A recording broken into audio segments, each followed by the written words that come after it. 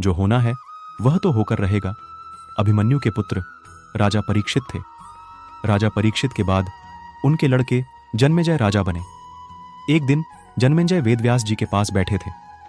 बातों ही बातों में जन्मेजय ने कुछ नाराजगी से वेदव्यास जी से कहा कि जहां आप समर्थ थे, भगवान श्री कृष्ण थे, भीष्म पितामह, गुरु द्रोणाचार्य, कुलगुरु कृपाचार्य जी, धर्मराज युधिष्ठिर जैसे महान लोग उपस्थित थे, फिर भी आप महाभारत के युद्ध को होने से नहीं रोक पाए और देखते देखते अपार जन धन की हानि हो गई। यदि मैं उस समय रहा होता तो अपने पुरुषार्थ से इस विनाश को होने से बचा लेता। अहंकार से भरे जन्मेजय के शब्द सुनकर भी व्यास जी शांत रहे। उन्होंने कहा, पुत्र, अपने पूर्वजों की क्षमता पर शंका न करो। यह विधि द्वारा निश्चित था, जो बदला नहीं जा सकता था। यदि ऐसा हो सकता तो श्री कृष्ण में ही इतनी सामर्थ्य थी कि वे युद्ध को रोक सकते थे। जन्मेजय अपनी बात पर अड़ा रहा और बोला, मैं इस सिद्धांत को नहीं मानता। आप तो भविष्यवक्ता हैं, मेरे जीवन की होने वाली किसी होनी को बताइए। मैं उसे रोककर प्रमाणित कर दूंगा कि विधि का विधान निश्चित नहीं होता।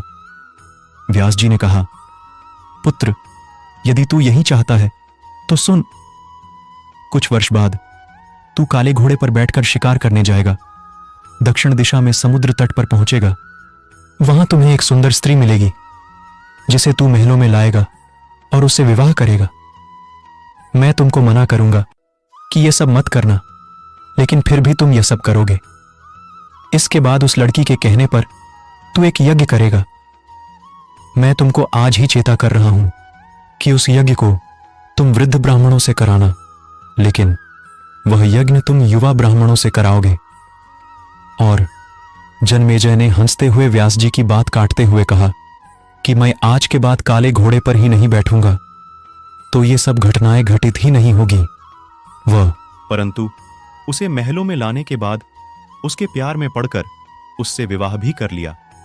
फिर रानी के कहने से जन्मेजय द्वारा यज्ञ भी किया गया। उस यज्ञ में युवा ब्राह्मण ही रखे गए। किसी बात पर युवा ब्राह्मण रानी पर हंसने लगे।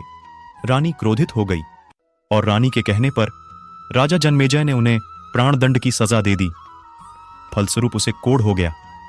अब जन्मेजय घबरा गया और तुरंत व्यास जी के पास पहुंचा और उनसे जीवन बचाने के लिए प्रार्थना करने लगा। वेदव्यास जी ने कहा कि एक अंतिम अवसर तेरे प्राण बचाने का और देता हूं।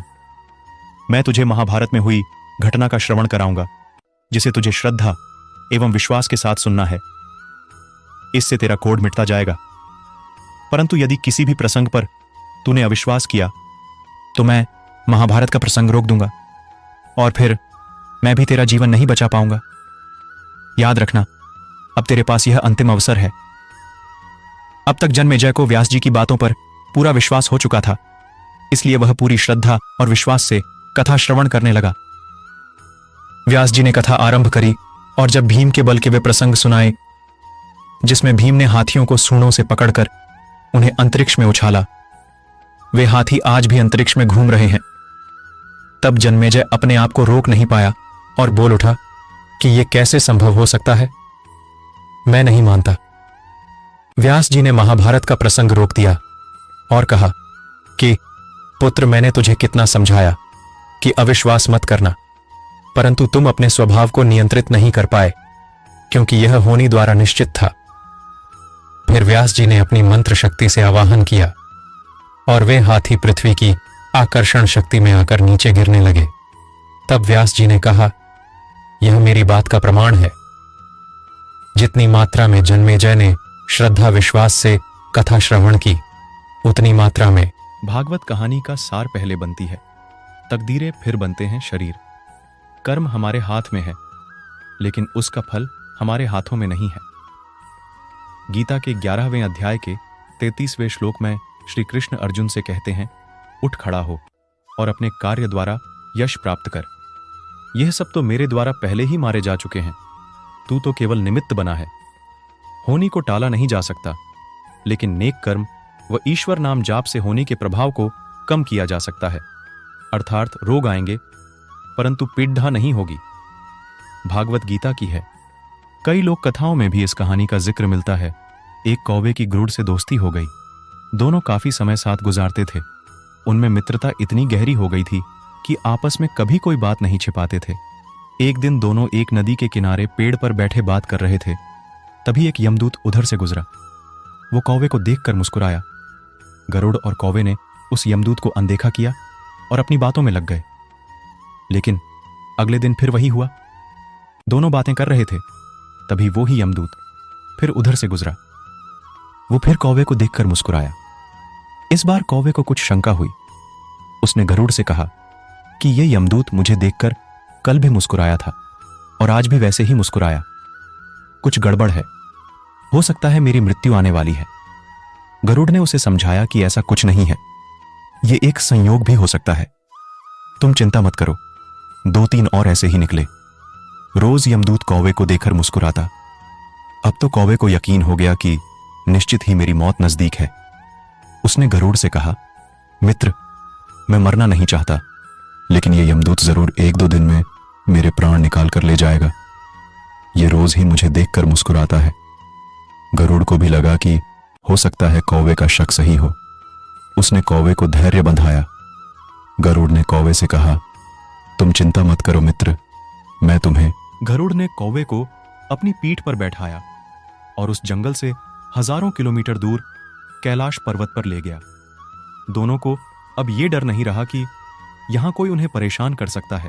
लेकिन वे जैसे ही कैलाश पर्वत पर पहुंचकर एक गुफा तक पहुंचे, वहां वो यमदूत पहले से ही मौजूद था। उसने कौवे को देखते ही उस पर पाश फेंककर उसके प्राण निकाल लिए। गरुड़ देखता रह गया। उसने यमदूत से पूछा, तुमने इसे मारा क्यों? यमदूत ने कहा कि इसकी मौत इसी समय लिखी थी, इसलिए इसके प्राण निकाल लिए। गरुड़ ने फिर पूछा, तो फिर तुम इसे देखकर उस जंगल में मुस्कुराते क्यों थे? इसे मारना ही था तो वहीं मार देते।